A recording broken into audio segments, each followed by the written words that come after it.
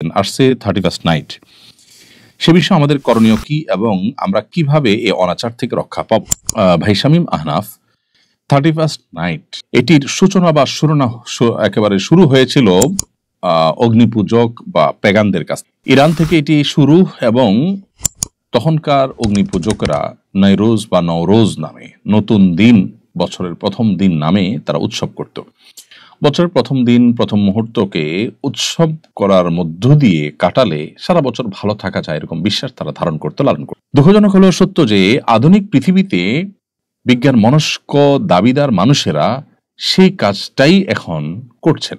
অর্থাৎ বছরের প্রথম প্রহরকে তারা আনন্দ ফুর্তি করে, হাসি তামাশা করে, চিৎকার চেঁচামেচি করে, বিনোদনের মাধ্যমে তারা এটাকে কাটাবার চেষ্টা করেন। কেন? তারা আশা করেন যে এর মাধ্যমে তারা সারা বছর হয়তো ভালো থাকতে পারবেন। অনেকে অবশ্য আজকাল এই উদযাপন কেন করেন সে উদ্দেশ্যও জানেন না, সেটা তো আরো ভয়াবহ ব্যাপার। অর্থাৎ কেন যে এই হই হুল্লোড় করছেন, কেন যে আনন্দ করছেন, সেটার কারণ পর্যন্ত জানা নেই। কারণ হলো আপনি আনন্দ করছেন, বিনোদন করছেন কেন? কারণ বছরের প্রথম প্রহর শুরু হয়েছে। তো এটি যদি আপনার আনন্দের কারণ হয়, কি কারণে আনন্দের কারণ? মানে নতুন কিছু আসছে সেজন্য? তাই যদি হয়, তার নতুন ভোর, নতুন সকালও তো আসে আপনার জীবনে, নতুন মাসও তো আসে, কই তখন তো আপনি আনন্দিত হন না। আর সবচেয়ে বড় কথা হলো, যেই মুহূর্তে একটি নতুন বছরকে আপনি আলিঙ্গন করলেন, অভ্যর্থনা জানালেন, সেটা যদি আনন্দের কারণ হয়, তো ঠিক তার আগের মুহূর্তেই তো একটি বছরের বিদায় হয়ে গেল। তো বছরের আগমন যদি, নতুন বছরের শুরু হওয়া যদি আনন্দের কারণ হয়, তাহলে বছরের সমাপ্তি কি বেদনার কারণ হবে না? তার জন্য কি আপনি বেদনাহত হয়েছেন কখনো? তো এই বিষয়টি আমাদের খুব ভালো করে রপ্ত করতে হবে, বুঝতে হবে যে এটি একটি অযৌক্তিক, হাস্যকর একটি কাজ। যারা নিজেদেরকে বিজ্ঞান মনস্ক দাবি করছেন, এই যুগে এসে তারা এই 31st নাইট উদযাপন করছেন, হই হুল্লোড় করছেন, বছরের প্রথম প্রহরকে ভালোভাবে উদযাপন করে সারা বছর থাকার চেষ্টা করছেন, অথবা উদ্দেশ্যহীনভাবে এই ফুর্তি করছেন, সেই মানুষগুলো তাদের বিবেককে জিজ্ঞাসা করা উচিত তারা কেন এই কাজটি করছেন, এর পেছনে কি যৌক্তিকতা আছে, এর পেছনে কি তাদের সার্থকতা আছে।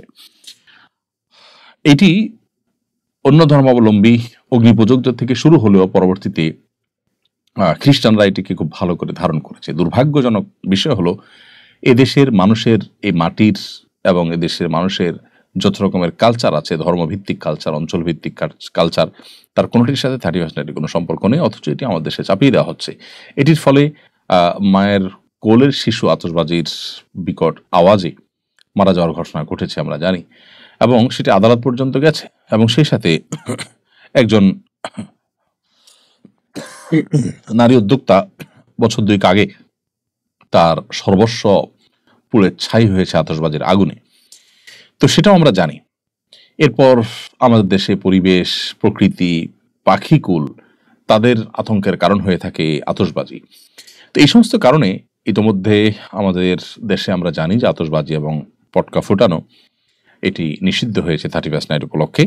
সো এ বিষয়ে যদি কেউ কোনো প্রকার অন্যায় করতে চায়, কেউ যদি আইন লঙ্ঘন করতে চায়, কেউ যদি মানুষের জীবনকে, পশু পাখির জীবনকে বিষিয়ে তুলতে চায়, তাহলে তাদের হাত ধরে থামিয়ে দিতে হবে।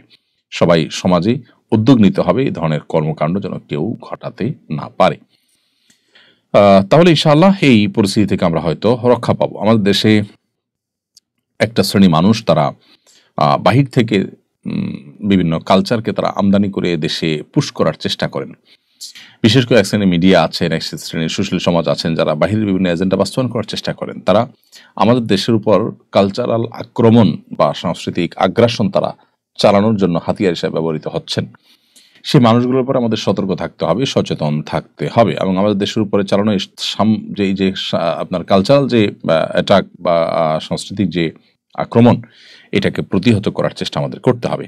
এই সমস্ত মিডিয়াগুলো এই বিজাতীয় সংস্কৃতিগুলোকে আমাদের দেশে গেলানোর চেষ্টা করছে নানাভাবে।